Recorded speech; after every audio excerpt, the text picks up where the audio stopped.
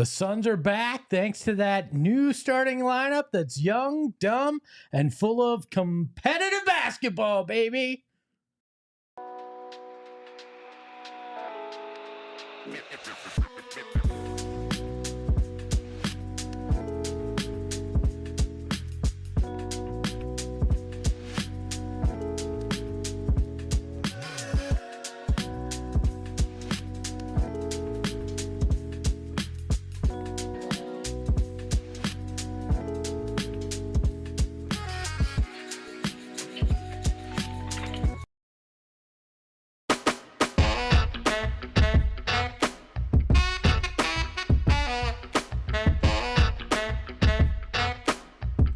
We're back, baby! Or at least I am. It's the PHNX Suns postgame show brought to you by our friends over at Bet365. Download that Bet365 app. Use that promo code PHNX365 when you sign up and find out why it's never ordinary, no matter the moment at Bet365. It is a fantastic night here in the Valley of the Sun as the Phoenix Suns win 123-112 over the beast of the East on Espo. That is Steven. And we got sexy sax for you. Oh, we got it.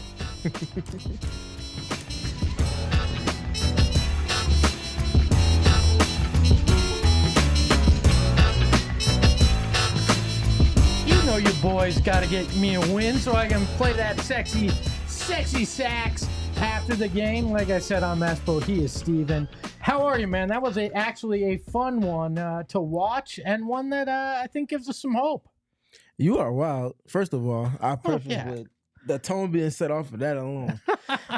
Of course I'm wild. Are you new? Well, you listen, worked with me before. It's been a while. It's been a little minute, man. That's why I save it up and I come out firing today. Yeah, clearly you've been practicing that.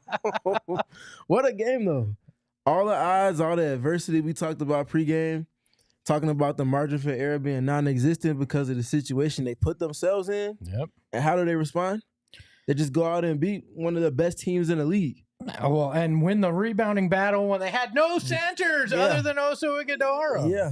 That's not something that we had on the bingo card for this team to do, especially with the injury adversity that they were looking at in tonight's game. But we see what they did. The multiple efforts from all of the blue-collar boys, every single last one of them, was felt in multiple capacities, and that's the only way you're going to get a win against a team like the Cleveland Cavaliers. By the way, White Noise Eric Ruby in the chat asking, am I the problem? Yeah, you are the problem, but you're back here on Monday anyways. So, no, you're totally right, though. I mean, this was a game that it took the entire roster, right? This wasn't a... yes, we'll get to Kevin Durant and his unbelievable performance, but this wasn't this team's winning because it's just top heavy, right? Yep. This was every facet of this roster contributed to the game in every way, shape, or form. I mean, you had Tyus Jones and Royce O'Neal come up big, combining for 31 points on the evening off the bench. You had the young trio in that starting lineup of Colin Gillespie, Oso Ighodaro, and Ryan Dunn come up big as well. This was a unbelievable effort. And you look at Oso Ighodaro's minutes, 44 minutes. Yep. This is why Coach Bud and Mr. Double Down kept him out for so long so he could play 44 minutes when it came to March, right? Because that's the only way I'd make any sense about why this guy was sitting on the bench all year. I mean, you look at this and the ball was moving. Yep. They were playing with pace. They played good defense. This is what we expected out of this team, right? From word one, we thought this is the kind of Suns team that we were getting. To me, did Cody Martin make this much of a difference? Is it really as simple as Oso Ighodaro and Ryan Dunn and Colin Gillespie getting minutes? Like, why is this now the team? And believe me, I'm not complaining that they're here. I'm glad they finally showed up. And hopefully it's not too little too late, right? But I'm glad they're here. But was that really what it took to get to this point? It's a little more nuanced than just that. Of course. But that's a very significant portion of the shift that we've seen over the last 5 games now. You play the players that find ways on the margins to have an impact on the game past just putting the ball in the basket or past just doing anything specific to the offensive end of the court. And you find ways to trim in a game where you're outmanned in the front court. You find ways for those efforts to be all put together and have a hit on the boards that has an impact on the game. You end up getting more possessions than your opponents against a team like the Cavaliers, in addition to making more threes than them. That's the formula for success that we talked about in pregame. And when they're able to make that happen by way of giving those particular players, that particular faction, the blue-collar boys, the minutes that they need for their impact to be felt, you see the result. And Gerald asked about it pregame with Coach Bud about what's the decision going to look like as far as when the team is healthy.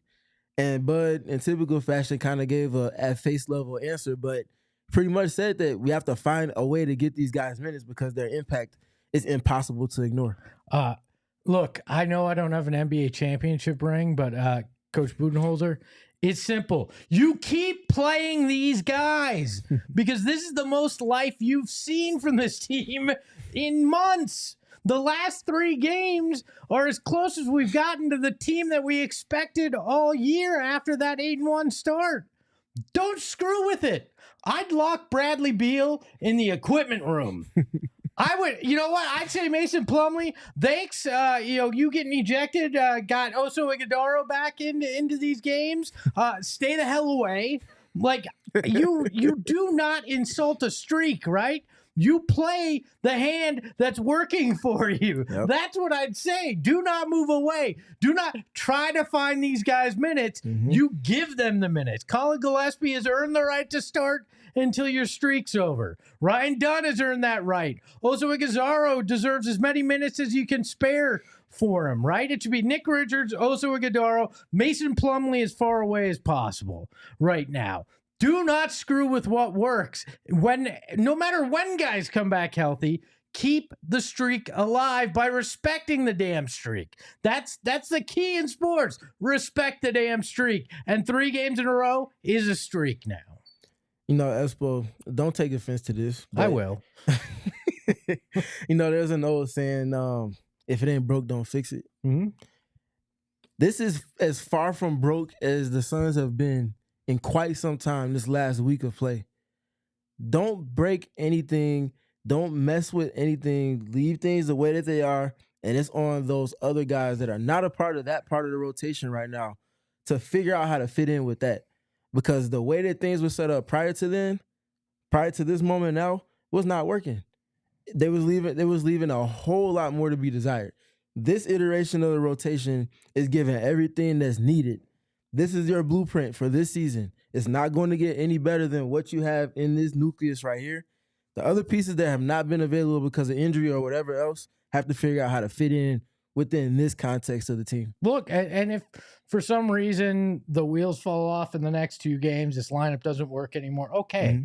But it is working right now. Mm-hmm. It is working as well as anything you've seen. Cody Martin has given them a spark. These young guys have done it. We're seeing this team play with joy, right? Having fun. I mean, that's what we begged for. Mm-hmm. Look like you care. Go out and play with heart, hustle, effort. We're seeing it now, and it's working, right?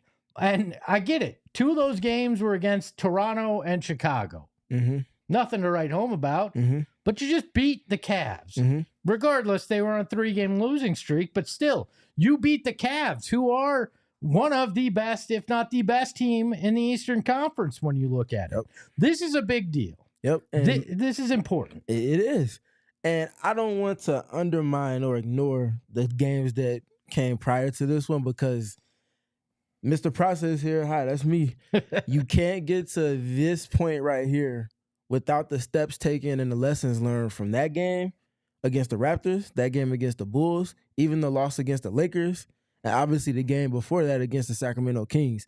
Each and every one of those moments has been a step towards the right direction. Yeah. Everybody was up in arms saying that it didn't matter what they did well in the game against the Lakers because they lost.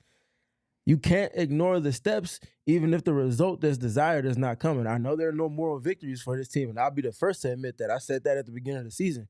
But what you can't ignore, especially when the team is leaving a whole lot more to be desired, is that when they show and exude the qualities that you desire to see, even if it does come in a loss, you have to understand and look at it the right way, because now we're seeing what happened in the second half of that Lakers game, which is what happened in the entire game against the Kings, happened against the Raptors, happened against the Bulls, and now it happens against the Cleveland Cavaliers. You can't skip steps in the process. I think moral victories don't count unless after that you see building upon it like you have with these 3 games. Like that was something that I think was kind of a wake-up call, and then you build on it and you get to these wins.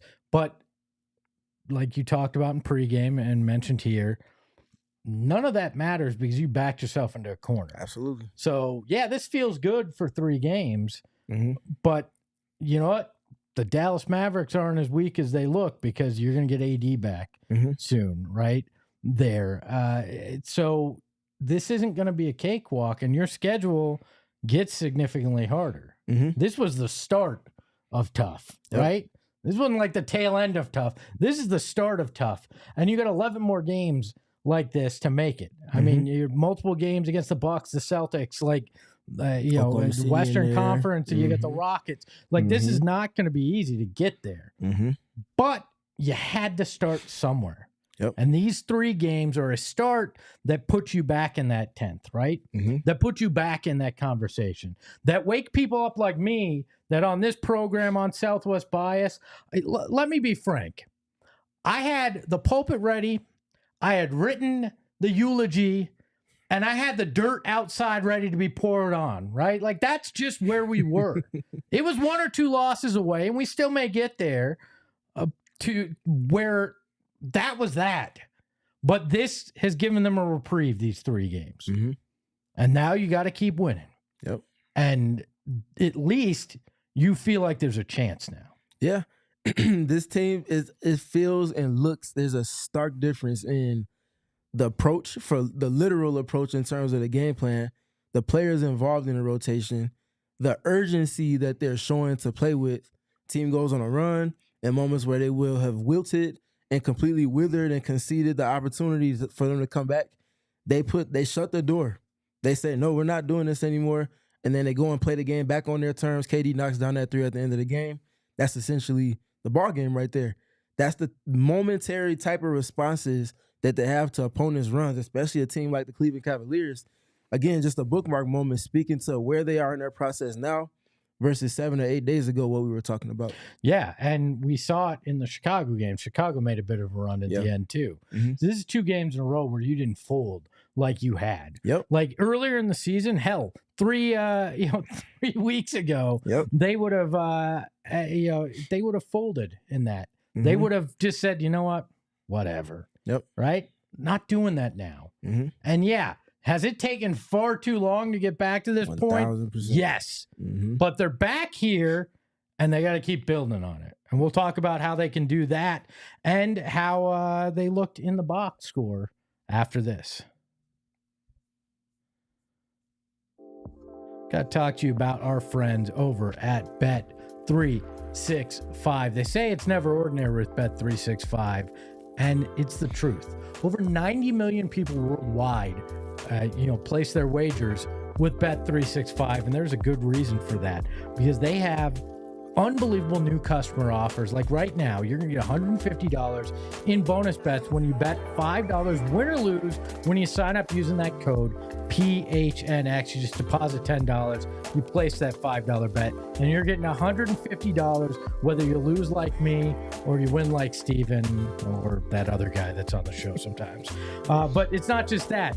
They've got great things like Tip Off Tuesday, where you place a qualifying parlay bet totaling $20 or more on an NBA game, and you're going to get $25 in bonus bets. It's just that easy. So open an account today, because we got breaking news for you. Breaking news just in from our friends over at Bet365. You place a deposit of $10 after you use that promo code PHNX365. Place a bet of $5 and you get $150 in bonus bets. Yes, I know I said it, and that kind of means it's not breaking news, but you get the gist here. So sign up today.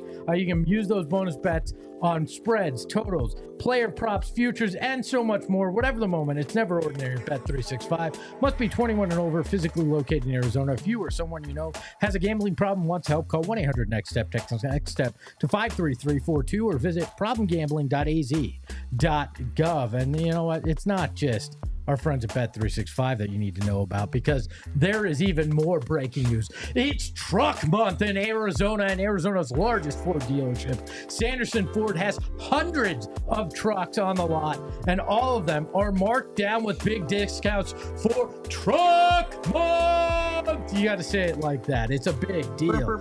Yeah, exactly. Choose from the entire lineup of Mavericks, not Dallas, Ford Mavericks, Ford Rangers, not Texas Rangers, F-150s, and Super Duties.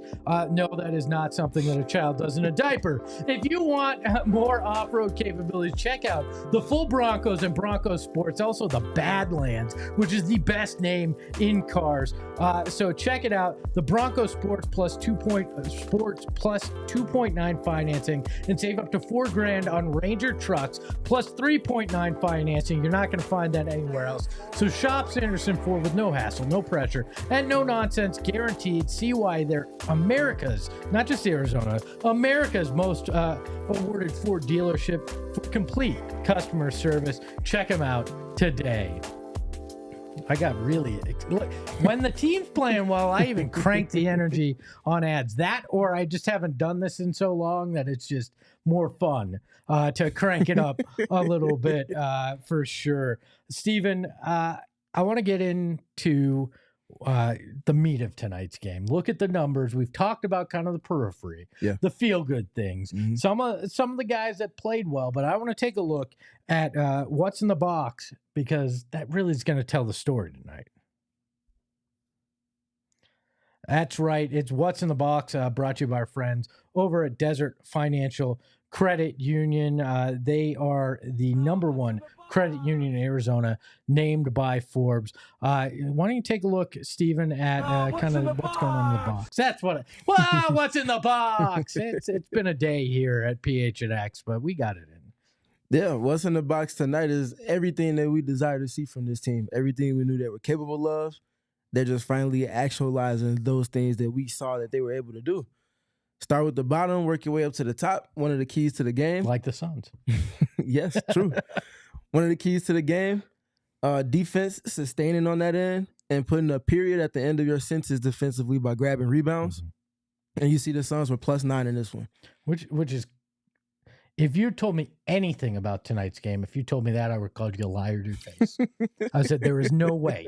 They have one center. I would have too. Also, Iguodala playing 44 minutes, and they win the rebounding battle. I said, nice. I'd love the idea of it, but it ain't going to happen. What's been one of the biggest knocks on Oso Iguodala in terms of his impact on the game? Rebounding the basketball. People had questions about that. Guess who led tonight's game in rebounding? I'm going to guess Oso Iguodala. And guess who was healthy and what team was not healthy? Oso Iguodala was healthy, and no other center was on the roster. Exactly. Yes. And that's going up against a fully healthy Cleveland Cavaliers squad in the front court with Evan Mobley and Jared Allen. Yeah. Not an easy task at all in any capacity.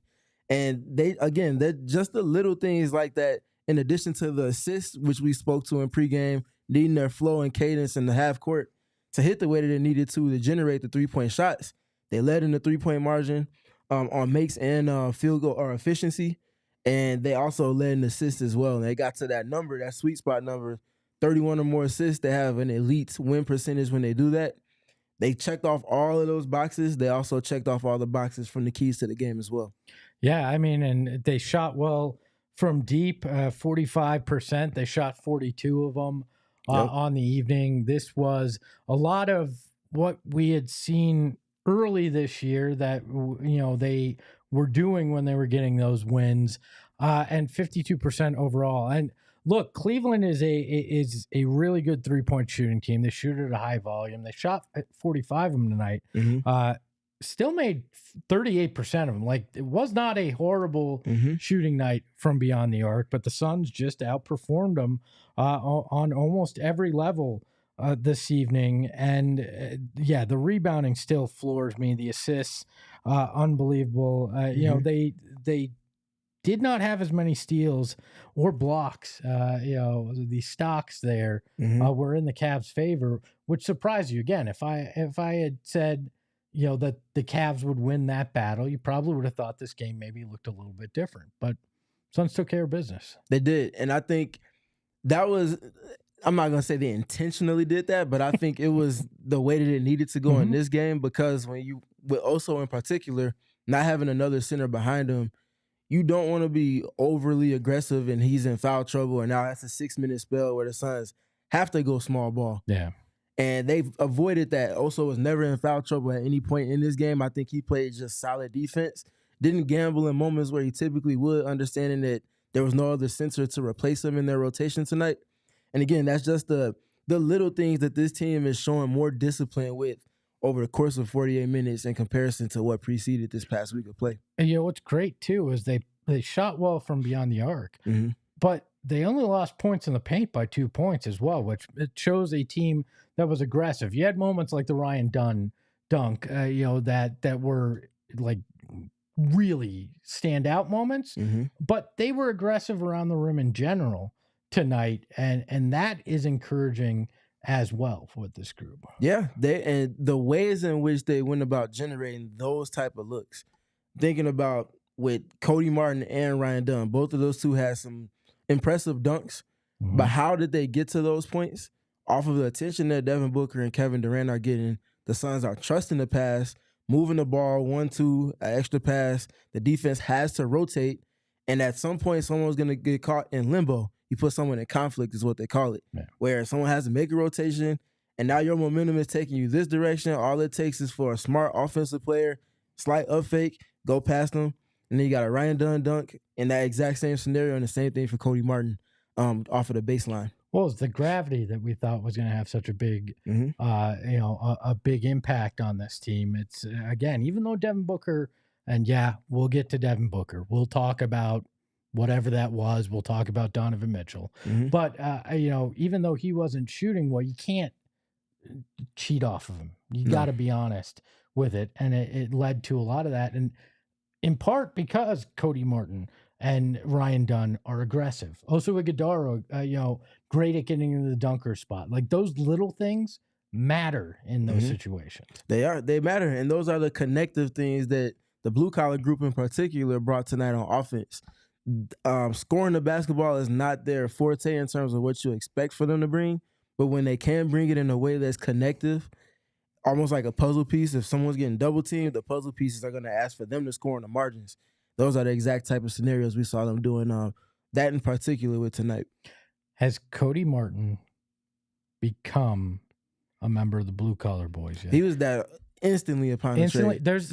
So that was just you're automatically in the club. Like you handed him the overalls, the denim. You said you're in. Yep. Right. Instantly gave him the hard hat, the high yellow or high orange vest, all of that. Yeah. He right in. And he told me he didn't need it because he already had his own. He packed it. He already had his own. He brought it from Charlotte. Yep.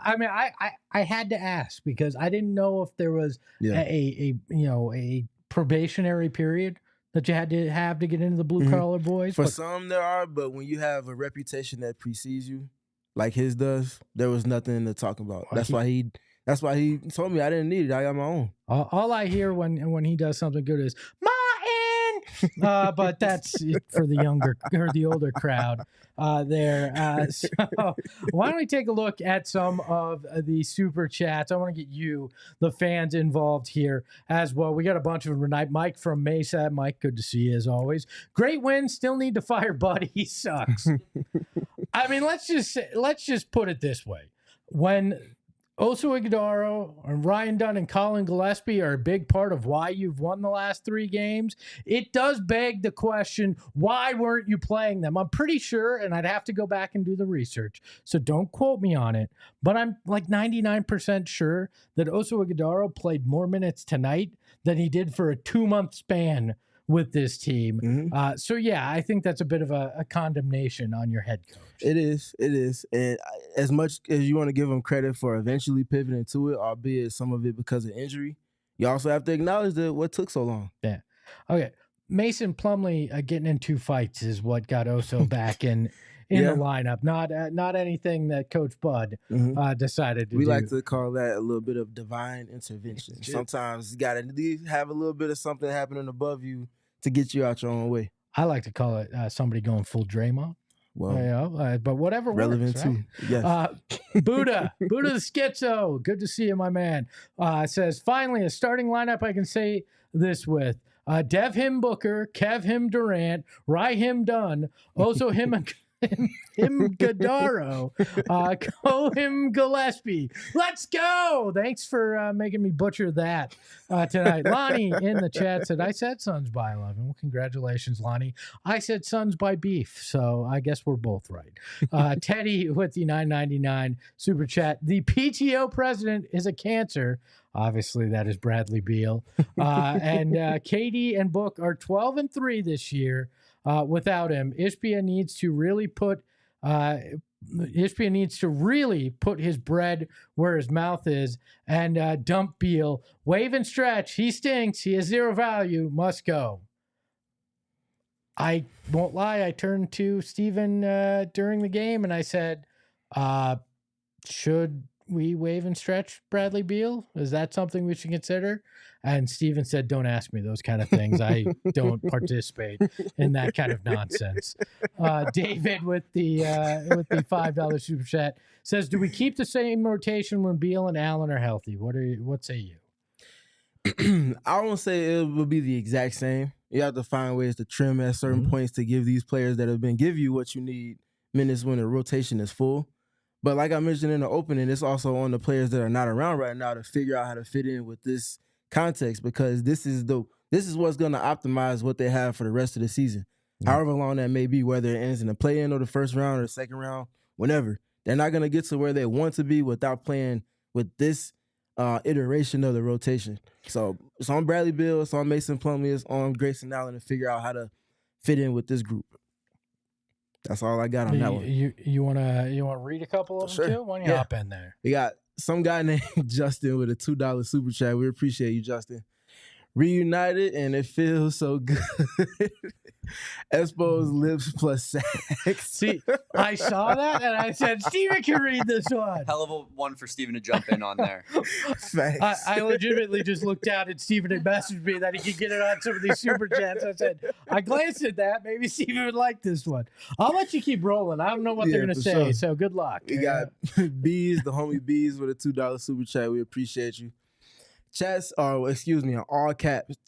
Chats, celebrate this W. You deserve it. It's a party with the party emoji at the end of it. It's a party. It is. And then B's following up that one with another $2 super chat saying, can I get W's in the MF chat exclamation, LFG exclamation, drop them, and then a bunch of emojis in celebratory fashion. Hit the W. That's for Kevin Wayne Durant. That's why we hit the W.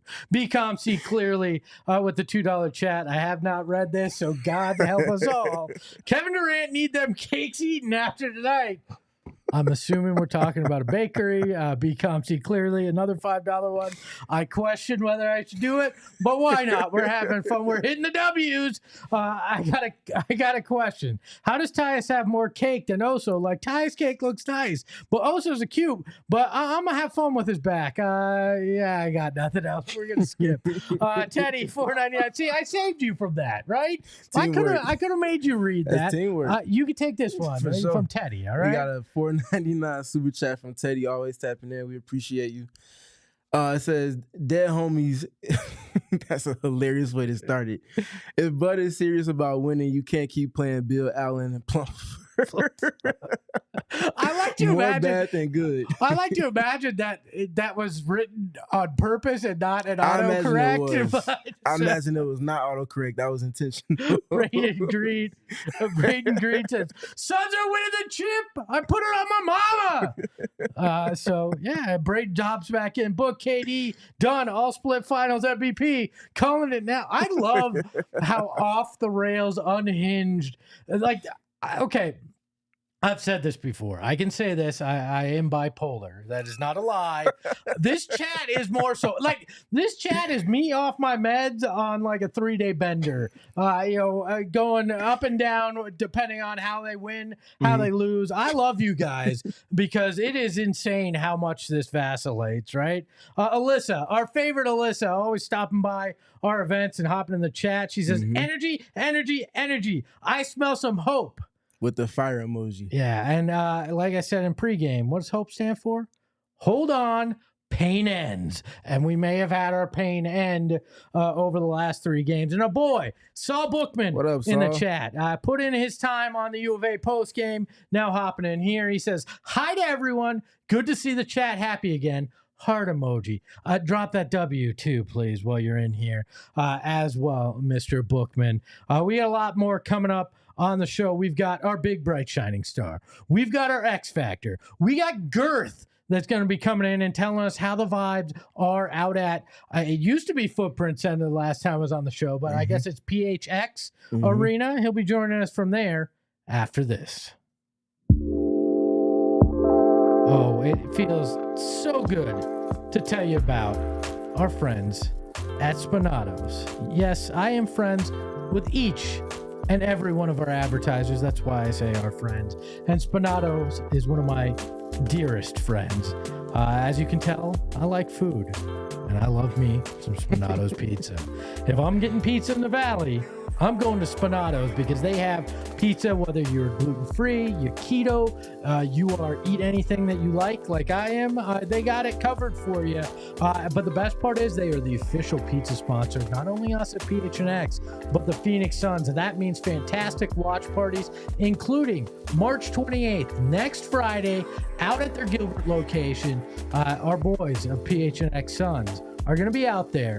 And they're going to be hosting a watch party and doing live shows pre and post out there. It is going to be fantastic. There are going to be pizza challenges. And now I'm not talking like eating pizza. No, I'm talking PIZZA. It is horse, but pizza. You can win pizza for a year for free or tickets to the April 9th game for the Suns as well. So get all the info on watch parties and pizza basketball contests at SpinatoPizzeria.com. Spinatos, the official pizza of PHNX and the Phoenix Suns. And now I got to tell you about, and these guys actually are truly my friends, at All Pro Shade Concepts. They came out, they gave me a free quote on a large shade for my sliding glass door. I got a huge sliding glass door. That's not a flex. It just that is true.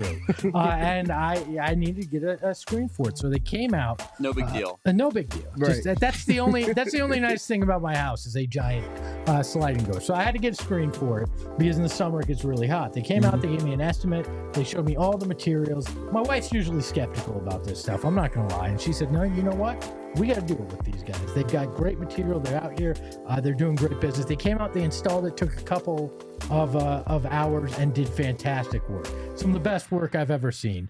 And so we're really happy with it. And you guys should also check them out. They are voted +1 by Ranking Arizona for patio shades in 2024. They're a BBB, that's Better Business Bureau if you're not aware. A+ rating and over 1,000 5-star reviews on Google. They've been in town for 20 years, and you can call them at 623-204-1476 or visit allproshadeconcepts.com to schedule your free estimate and tell them Espo sent you, and they'll say, "We don't know who that is, but we'll still come give you a free estimate." That's how great it is, right? That's how all my friends act. If you say, "Hey, Espo sent me," they say, "I don't know that guy. I really don't." So why don't we take a look? We've buried the lead a bit. Because as I mentioned, the W in tonight's win stands for Wayne. Kevin Wayne Durant. The man came up and came big tonight as our big, bright, shining star presented by Gila River Resorts and Casinos. You do you at Gila River Resorts and Casinos. Make sure to check them out at playatgila.com for more details on their great casinos and their resorts. So Kevin Wayne Durant coming up big tonight, playing unbelievable as he had in 39 minutes, 42 points, 8 assists, 6 rebounds, and a block. And that's why he's our big bright shining star. Indeed. 10 points in the fourth quarter, 19 in the third. That dude is an assassin. Yep. Just a straight assassin. And I really enjoyed his approach to today's game because he also had 8 assists in addition to the points that he scored, showing that he was willing to facilitate off of the gravity, one of your hot words. And it's abundant with Kevin Durant. And he understands it, and he knows how to kind of manipulate it into advantages for his teammates.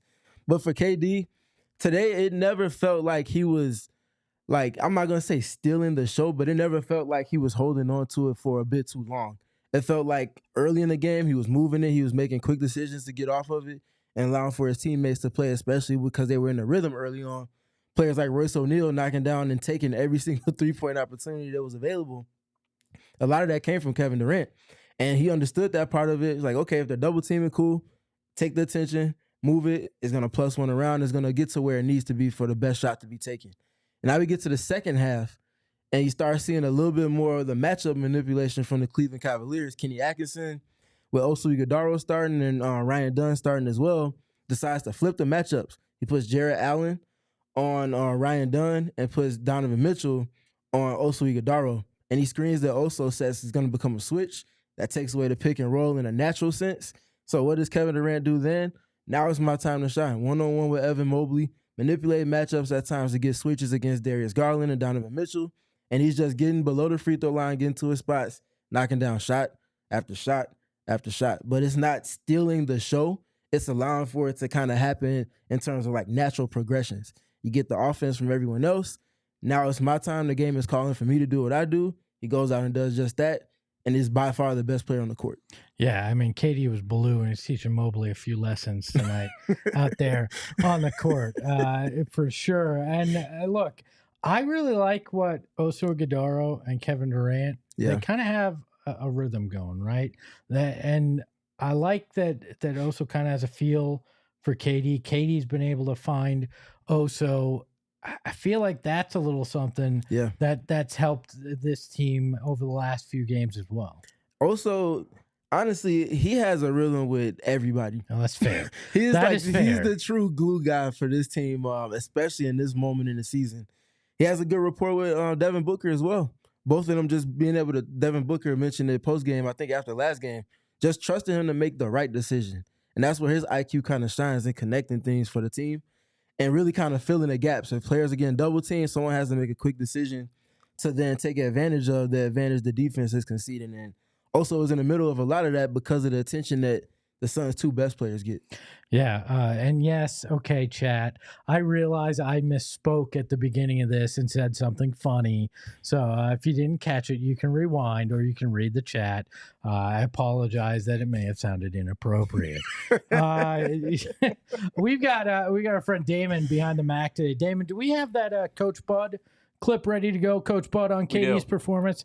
Let's hear what Coach had to say. Yeah, no, I mean he was phenomenal. Those are some great defenders that he's going against, and there's some nights where just he can get to his spots and get to his shots and score at a high rate. He was special tonight.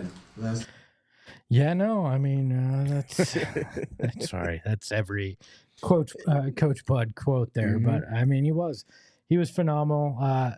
I'm just gonna say it. I wish that his attitude and approach, rubbed off on Devin Booker a little bit more. I mean, everybody's accusing him of that. So, if he's gonna have 40-point performances, why not? I'm making fun of what has been going on this week for sure. But this was an atypical Kevin Durant game, though. He shot 29 times. Yeah. I haven't had a chance to look it up. Someone in the chat has a chance to, would appreciate it. Otherwise, I'll do my homework myself. But this genuinely feels like the most shots Kevin Durant has taken as a Sun in the regular season. Obviously, in the playoffs, especially that second round series with the Nuggets, him and Devin Booker were going band for band in terms of taking as many shots as possible because they needed to, and they were also hot. I think this might be the most attempts from the field that he's taken in a regular season game, and I think it couldn't have come at a better time again, this sense and understanding of the moment, not trying to do it from start to finish, but allowing for his teammates to play their role, and then he kind of plays his role as the best scorer on the team when the team needs it most. So I can tell you for this season, it is 27 was the most previous to that in a loss to the Pacers on December 19th. So at least for this year, and you know what? Because this is great podcasting, I'm just going to go through it and do your homework for you while we're sitting here. 34 was the most, I'm going to guess, against the Denver Nuggets in a win in overtime Had to be OT. on March 3rd of 2024. Okay. So there has been a game that he had more, but tonight, it felt like early on he was trying to find his way. I think it was 9 of 19 at one point, but turned it around and had a great time the rest of the way.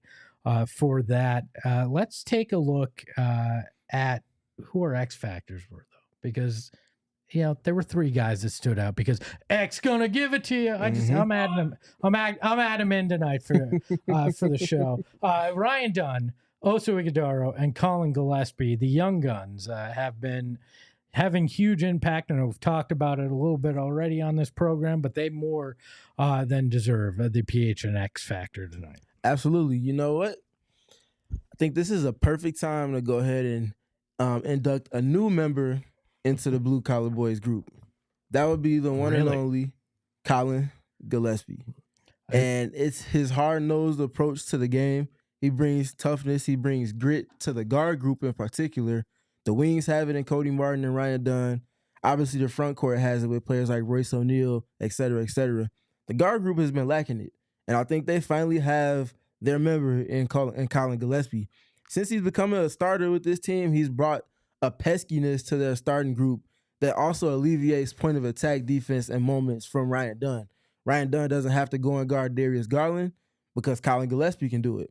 And Colin Gillespie is picking him up full court, making him have to work and bleed away the shot clock before they can actually get into their offense that they want to run, which does the Suns' defense favor in terms of the shot clock, putting them in a better position.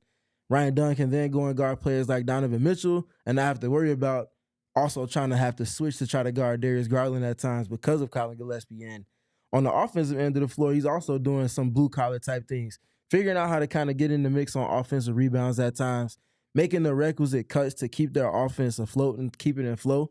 He's just doing a great job, and it's nothing crazy that he's doing, but it's very conducive to these wins that they've started to compile of late. And you know what stood out to me is in Summer League, Gerald and I talked with Colin Gillespie. It was right after he'd agreed to sign, and it was before, I think it was before Monte Morris and obviously before Tyus Jones agreed to sign. And he looked us straight in the face and he goes, I expect to play and I expect to be a factor, in a positive factor in that point guard position. And he didn't get many opportunities until recently, and he's taken full advantage of that opportunity. But that confidence stuck out to me because you're like, yeah, the guy's had success in the G League, but no, he wholeheartedly believed if he got the opportunity, he was going to have an impact, and he's proven that so far. Yeah, he is a dog in every sense of the word.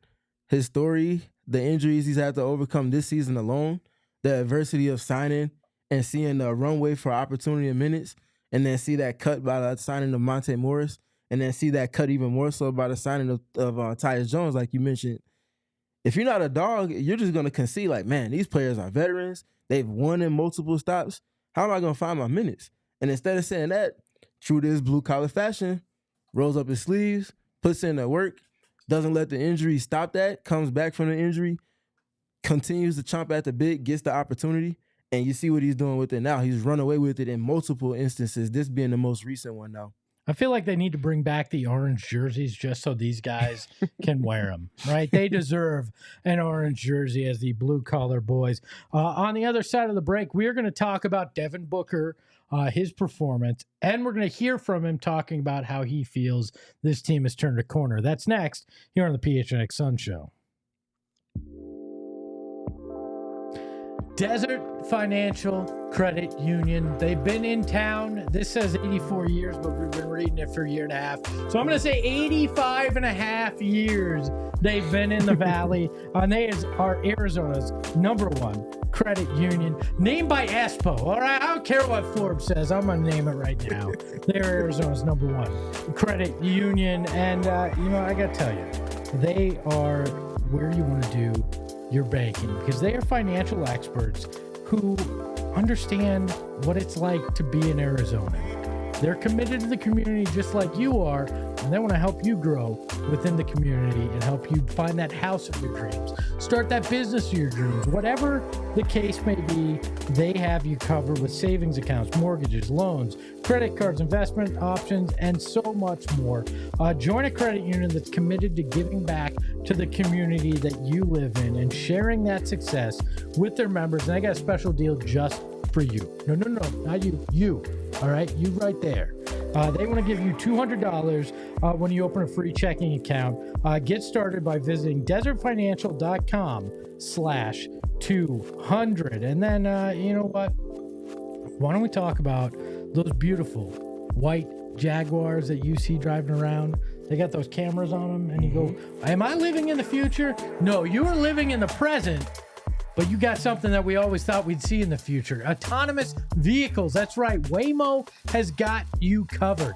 They do over 150,000 miles per week driving these vehicles in Los Angeles, in San Francisco, and in Phoenix. They are the experts when it comes to this. They've been doing this for 250 years. That'd be impressive. They've been doing it since before the car was invented. They had autonomous driving horses back in the day. No, they've been doing it since 2015, and they have more than 40 million miles of real-world driving experience. If there was a road from here to the moon, you could go here and back 80 times. I don't know why that's a fact, but it is.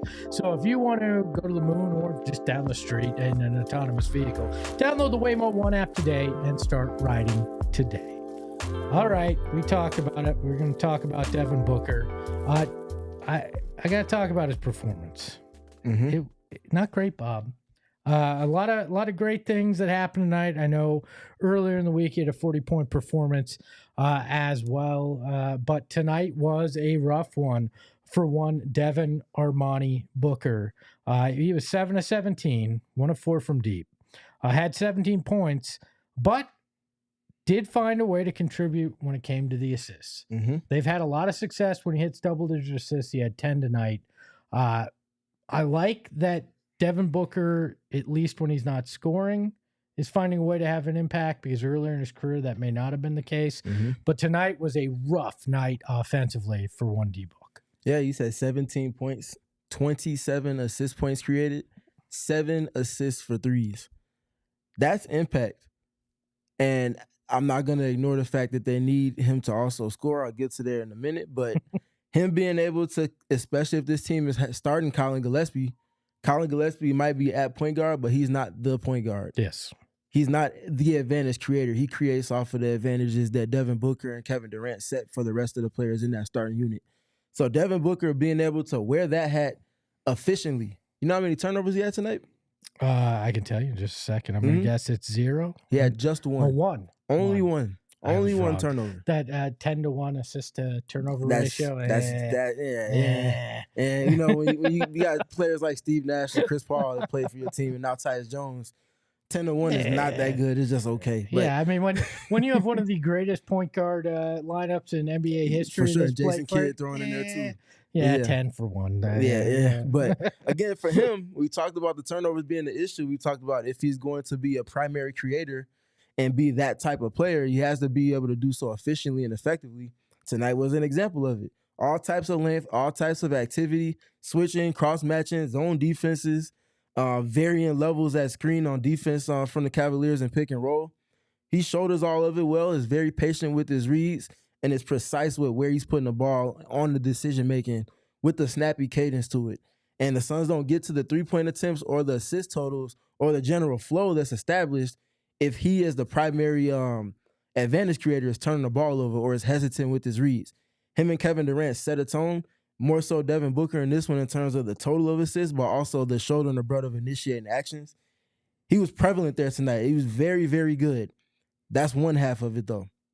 Because when you're the ilk of player that he is, you can't just wear one of those hats. It has to be both in limbo and tandem with one another. The scoring has to be there. Yeah. It's non-negotiable. His calling card is scoring. He gets the attention that he does because of the ever-present threat that he is to put the ball in the basket. Yes, the passing can break up that a little bit, but he has to go against the grain a little bit more. And I think he can be better with picking his spots in terms of the shots that he is deciding to take. Sometimes the last handful of games, I know he had the 40-point game against the Bulls, but even in that game, it was a very slow start from on offense.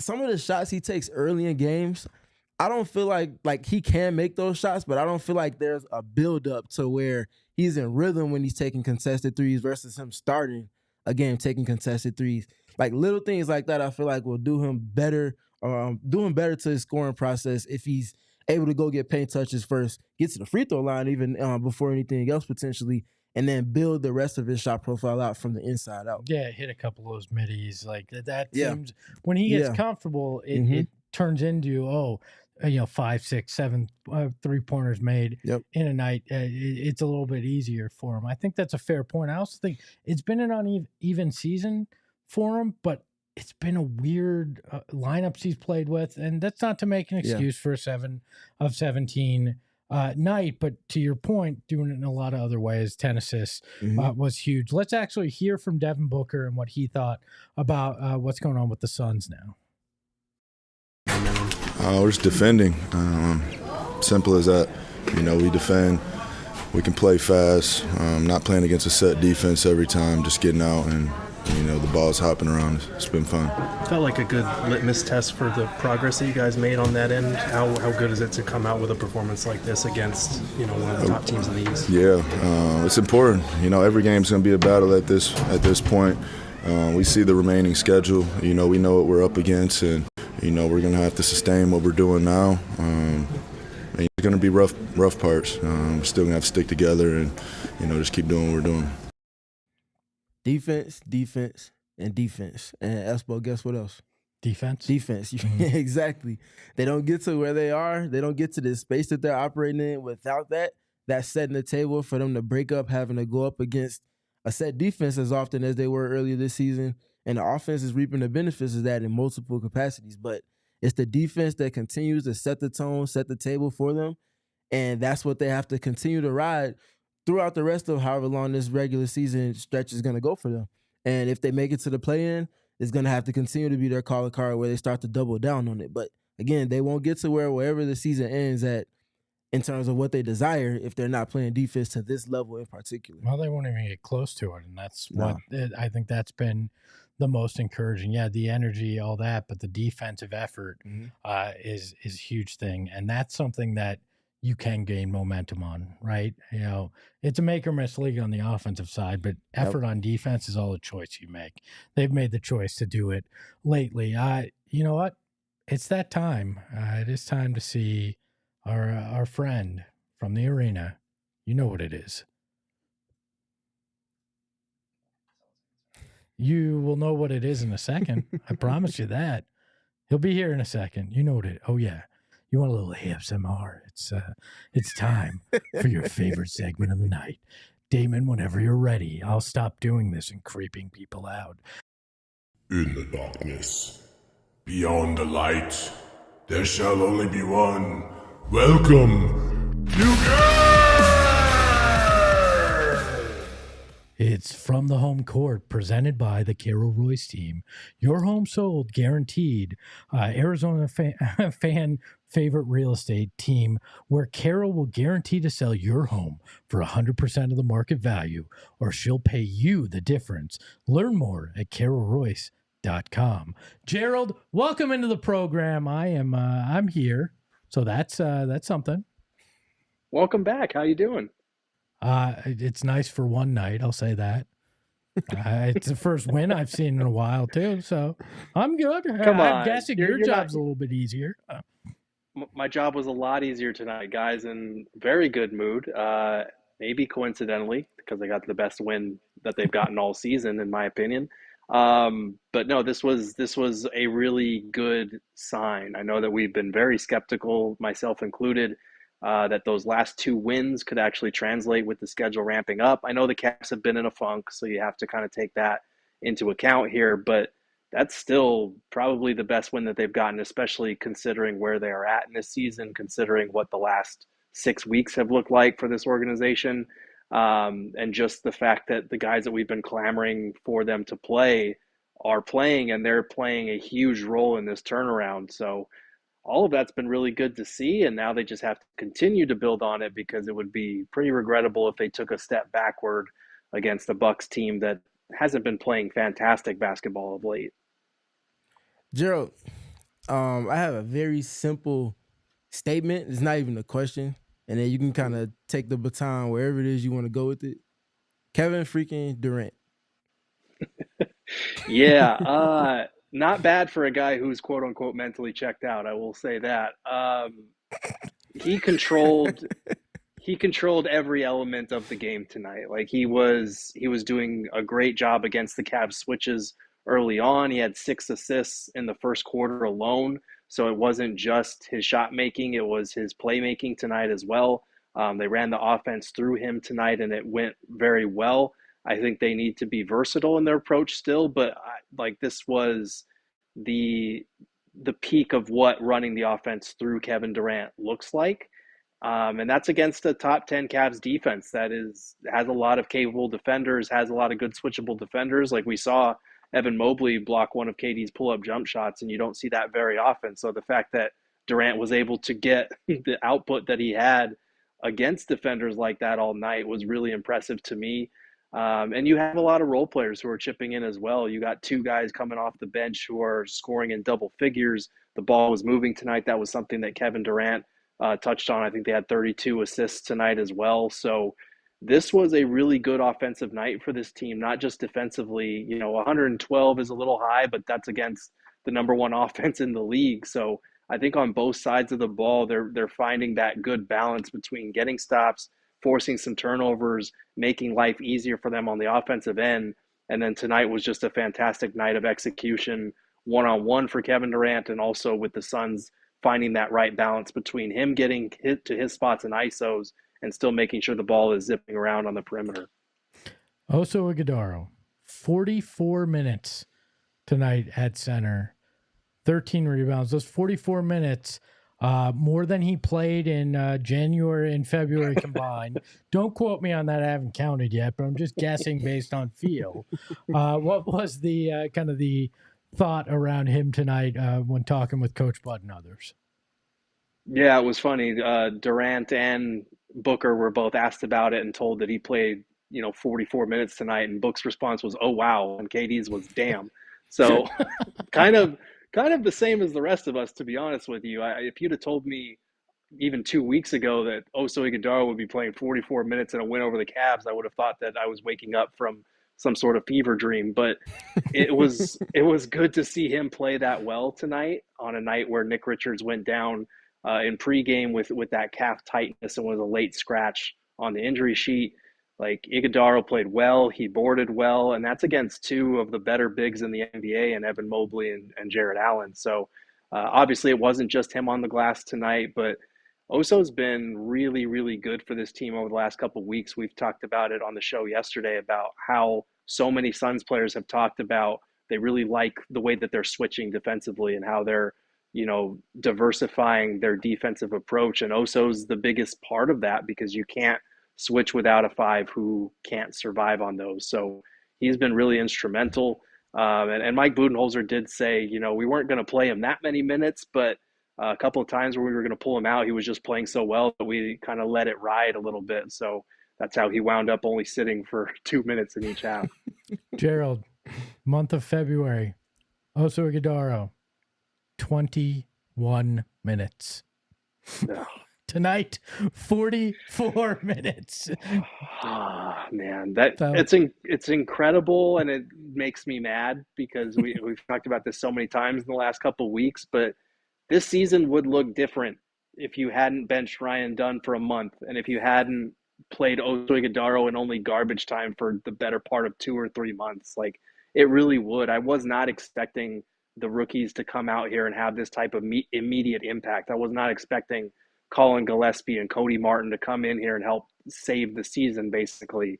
I can't lie to you and say I was expecting this type of glaring impact when they played, but we knew that some of these guys should be playing. We knew that the defense was terrible. We knew all of this for weeks, and we knew that they needed the energy, the athleticism, the defense that the rookies provided.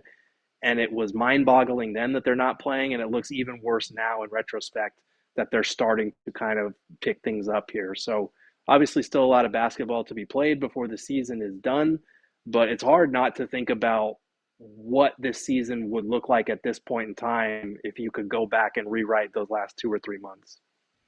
Gerald, my last one for you comes from pregame, where you asked Mike Budenholzer about what the rotation thoughts are going to be when the team is back healthy because of the successes that they've sustained with who's been in the rotation of late. I just wanted to give you the floor to give your thoughts on that, because me and Espo already kind of spoke to that.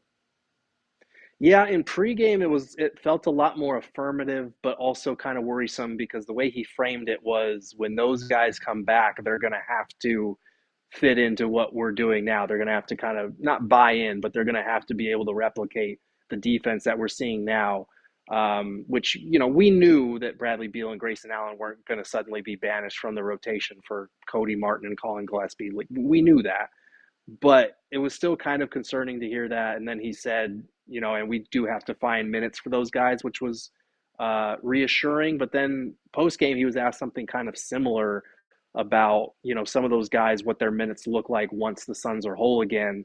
And Bud's response was not as reassuring as the first one that he gave in pregame. It was kind of like, well, we'll see. I'm not thinking too far ahead right now. We're just going to enjoy this win and, continue to take it one game at a time, and then we'll go from there, kind of ducking the question a little bit.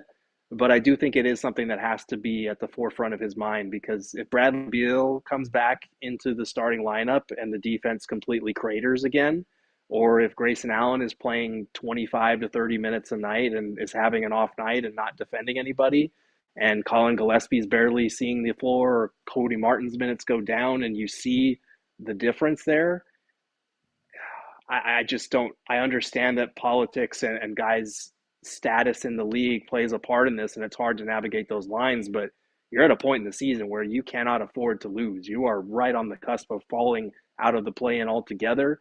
And even if you make the play-in, we're still going to look back on those 2 to 3 months where those guys weren't playing and wonder what could have been. So it's time to stop kind of beating around the bush. It's time to stop, cozying up to certain guys just to keep everyone happy. You got to play the guys who help you win at this point. And these guys have proven over this last 2 weeks that they can do that.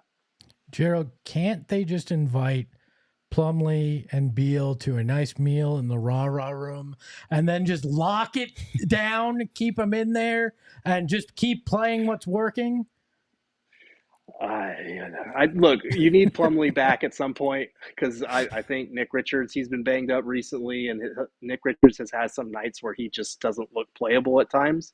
So you need some alternative there. But Plumlee should be getting the backup center minutes, or I'm sorry, Oso should be getting the backup center minutes over Plumlee. And Brad, at this point, you've got to have a quick pull with him if he is not having a good night, or if the defense is starting to suffer for it.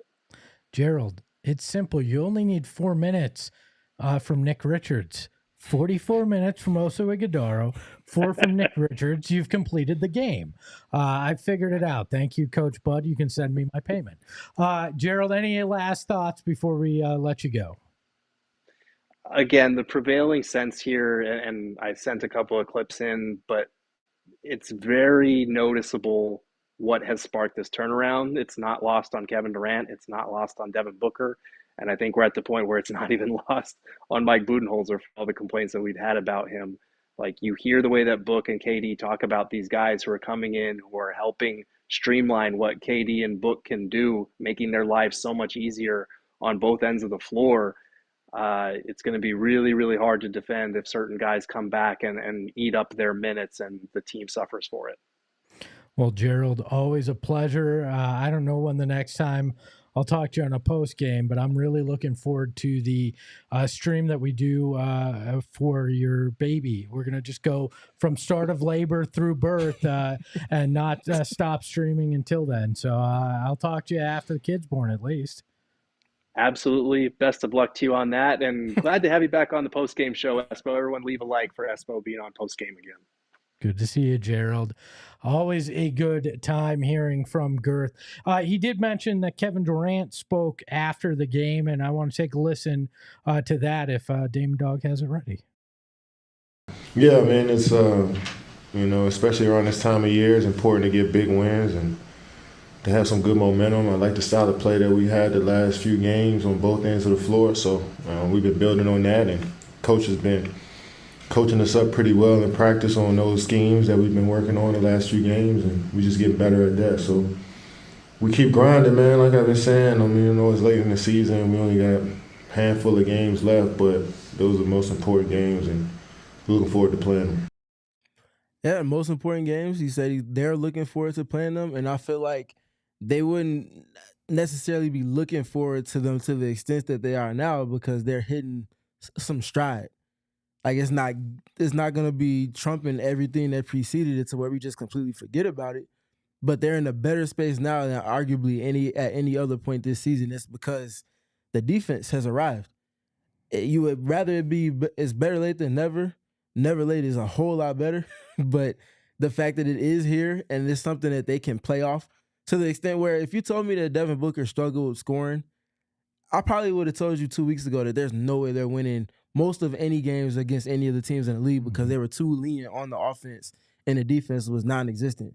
And now it's to the point where you can survive Kevin Durant not being efficient offensively early on in terms of scoring and Devin Booker not being there pretty much all game in terms of efficiency, but your defense still springboarding you into play that allows for you to play the game on your terms. Hey. And that's not a space that they've been operating in all season long. Not at all. And I'm just going to say, look, Kevin Durant, you guys are looking forward to playing these games. For the first time in months, I'm looking forward to watching them, and it seems like the chat is like that as well. I see that we are well over our like goal. Damon, I don't know. I don't know if you do what Noah does. Is there anything for the people that you did for hitting that like goal? PHNX party time, yeah. Kevin Durant, yeah. SPG, yeah. Espo, yeah. Ruby, yeah. Bourguet, yeah. Party time. Party time, yeah. You guys did it. We'll give it to you. And a few barks for our man Damon Dog behind the Mac as well for having that cranked up. You know what? We've got some more super chats to get to, and I've seen you chat. You're demanding Nookie. So you know what? I will read them in the Nookie Monster voice if I remember how to. It's been so long since I've done it. Rudy with a super chat, 200 something or others, says, if Bud bench Ryan, Oso, Colin, and Martin next game, I'm going to call Homeland Security. Okay. Okay. Any thoughts? No? All right. No. Braden Green, 199 super chat says, this was only $6 to my name. It better happen. Okay. We appreciate you spending your last on us. That means a lot. I'm pre-reading this one to make sure, no matter what voice I'm using. And why not? BComC Cleary, a $2 super chat says, Royce look like he's toxic, like toxic butt. All right. Any analysis on that? The 3-point shot wasn't toxic tonight. I know that much. No, I mean, can a blue collar boy have a toxic backside? Anyways, that's not a question for me to answer. Easy money Chubbs 199 say wave and stretch Beal, keep KD by any means. Yeah, you can't get to keeping KD by waving and stretching Beal. You have to get something in return for Bradley Beal that naturally unlocks the second tax apron restraints and allows for you to hopefully do a better job at discernment with building around a roster template of Devin Booker and Kevin Durant. Can we interest you in whatever picks are left in the cupboard? Listen, would you take those? By any means. I agree. Right. I have to read. When BComC clearly comes up, I've got to read before I do it. BComC clearly $5. Donovan Mitchell better than Booker. No. He said no TF. He isn't. He's zestier than Book, but he's not the better Spider, aka Avatar Mitchell, because he vanished. So yeah, I can take this. Yeah, please do. My voice is starting to give out. So. Impeach the Queen with a 199 super chat. Impeach the Queen says winning record since QC Legs nickname. That has nothing to do with this win streak. I refuse. No, I've called HR on your behalf and let them know that Eric and Noah have arrested. That's actually why they're not here tonight. They're on a 1-game suspension for calling Steven QC Legs. Yeah, that's crazy. Trey Collins says Colin Gillespie equals Steve Nash. Me eyes bad, me wear glasses, not quite. Alex Dominguez, $4.99. Seeing this one has me believing an idea of shutting down Beal. Team we've been seeing recently been playing different and can make a run. I agree. I think that is the case. I don't know that the extent of the run, but this is something that's different than everything we've seen all season, and it's fun to assess and analyze for sure. Yeah, I mean, a run to get in the play-in, sure. Yeah. A run Yeah. To maybe get in the first round, sure. Beyond that, look, I'm ready to get hurt again. I'm not sure I'm ready to get hurt that bad. Let's be honest. I hear you. I can take the next one. Please From Maze Devil 18, we're usually not friends this time of year because it's go green, go white, but I respect you and read this super chat. We appreciate you. 199, it says, who would have thunk this team is better than without PTO? And if you don't know who PTO is, I think it started on Twitter. People on Twitter calling Bradley Beal, dubbing him PTO because of how many games he misses and the multitude of reasons why. So, yeah. Man, I wish my PTO was that much. No. That's for Damon Dog to read. Oh, okay. Yeah, it does say Damon has we to got read. some Damon, producer beef. Damon, you go. You go. Noah Wolbrecht, PHNX Suns producer, says, I have to read this. So here we go. Lock in, everybody. Pee pee poo poo, ding dong bing bong, skibbity toilet, El Riz, Ohio based, cha cha cha, zing pow bang, wee woo, wee woo. I hope that was worth it, Noah. Is Noah doing his own PHNX puffs without a camera or anybody else aware? Like, Espo, is that what's going on? I don't know if he masks it around you, but that's pretty much how he speaks 95% of his time walking around. Wouldn't you say, Kevin? Yes. Steven? I mean, yes. What's crazy to me is when Noah came here, mild mannered, quiet.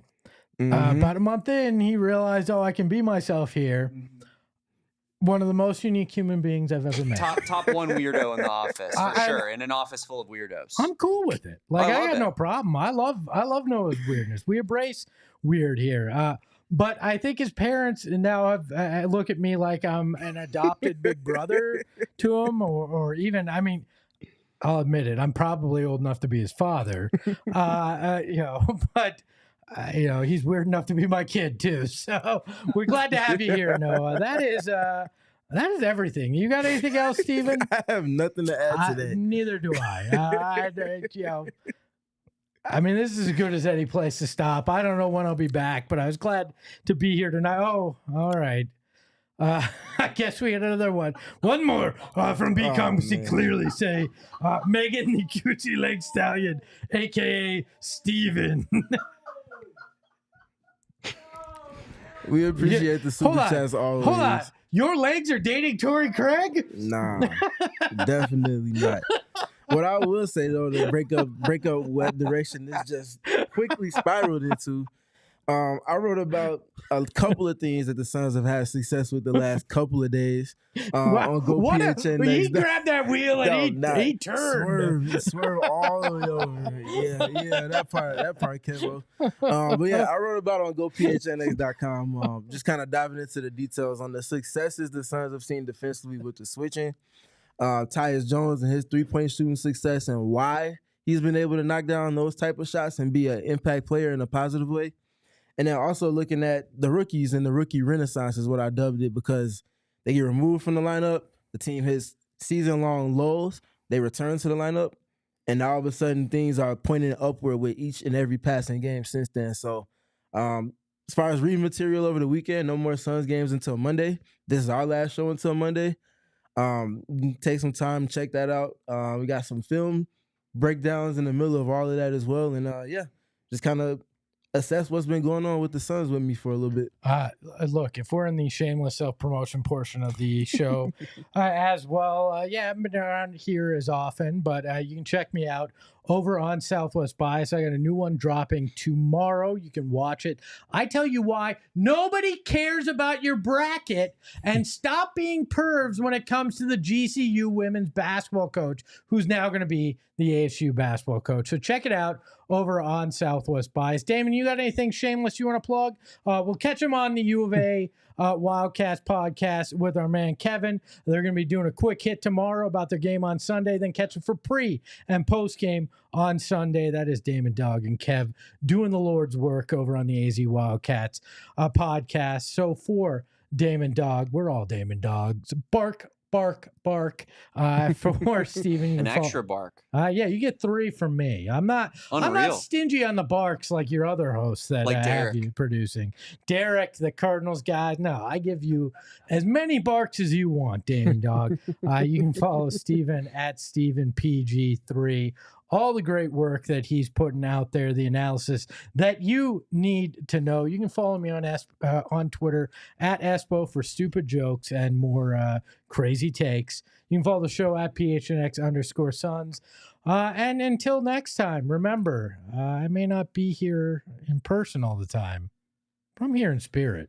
Ahoy, hoy! We all silly like the mayor.